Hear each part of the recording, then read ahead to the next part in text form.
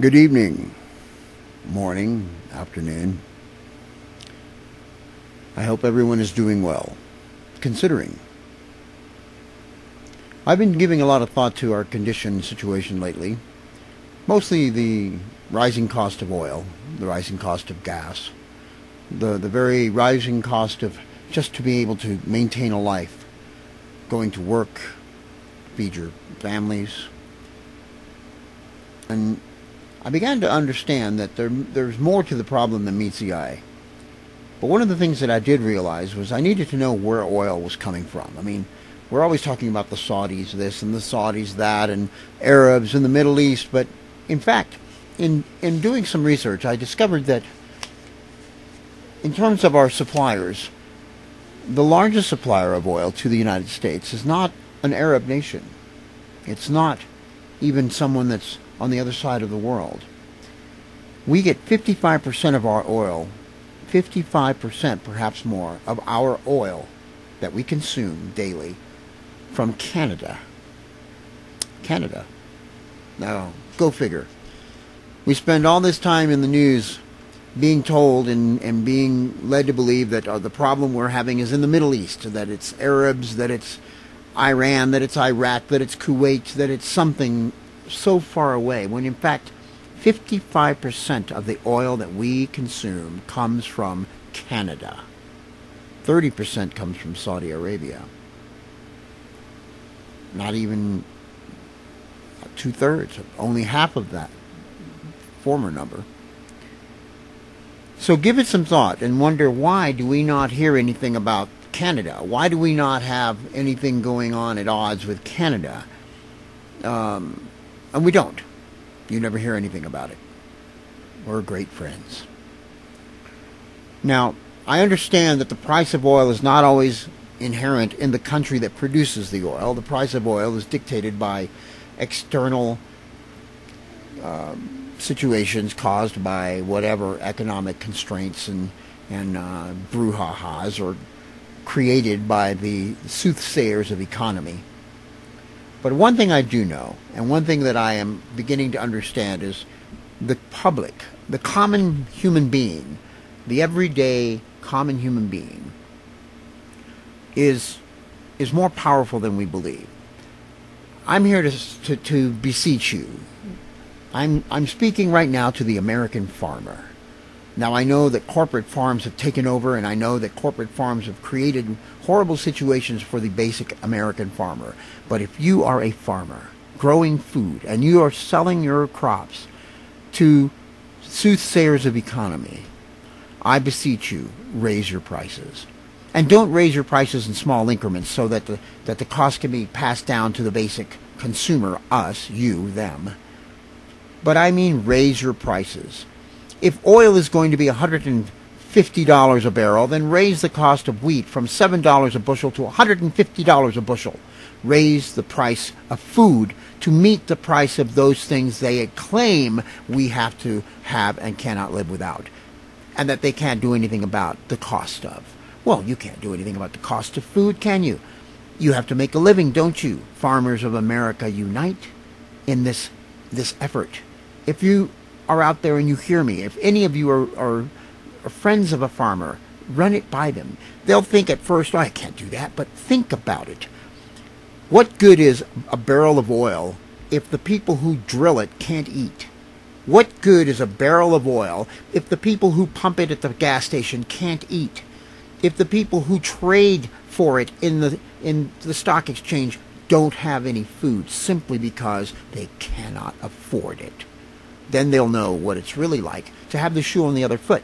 Food is far more important. A bushel of wheat is far more important than a barrel of oil, because without that food, there wouldn't be anybody to burn the oil, would there? This is the nature of the power that you really hold in your hands. Those of you who handle the Americans' food supply, those of you who are in charge of the dirt that grows the very sustenance that gives these people the audacity to claim that we can't do anything about the cost of oil. You can change that. And with that said, I want to go ahead on to another subject that I find very interesting. I've given it a lot of thought lately why globalization of economy is really a bad thing. And the reason globalization of economy is a bad thing, it has nothing to do with countries per se.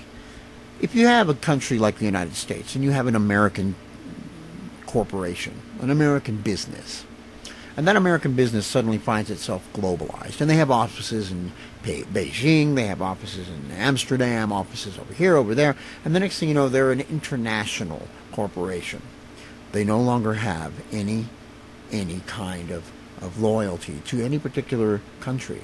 The only country they have loyalty to is the country of profit, the country of economy, the country of money. And no longer are they an American corporation. General Motors is not an American corporation.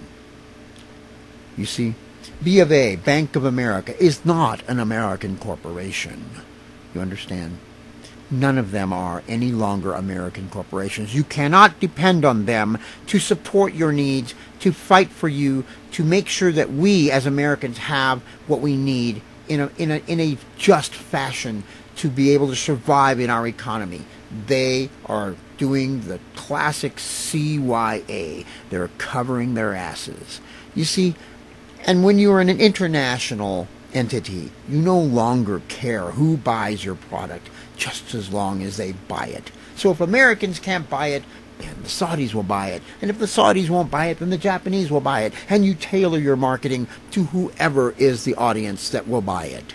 No longer do you have a loyalty to the people that started your company, who helped you to survive those early years. No longer do Americans have any kind of loyalty from Coca-Cola, from General Motors, from any of those companies that supposedly had their start in this country, in the United States. Americans have been screwed to the wall. So, if you, any of you out there, have something that you have to offer to the rest of the world, raise the price. Make them pay through the teeth.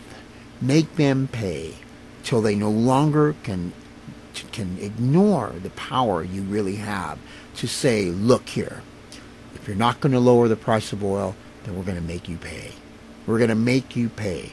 I'm not going to work for $10 an hour or $12 an hour. I will not work for less than $20 an hour. My labor, my digging ditches, my cooking burgers, none of it is worth what you tell me it's worth. If you think the price of a barrel of oil is worth $150, then the cost of my labor is worth far more than that.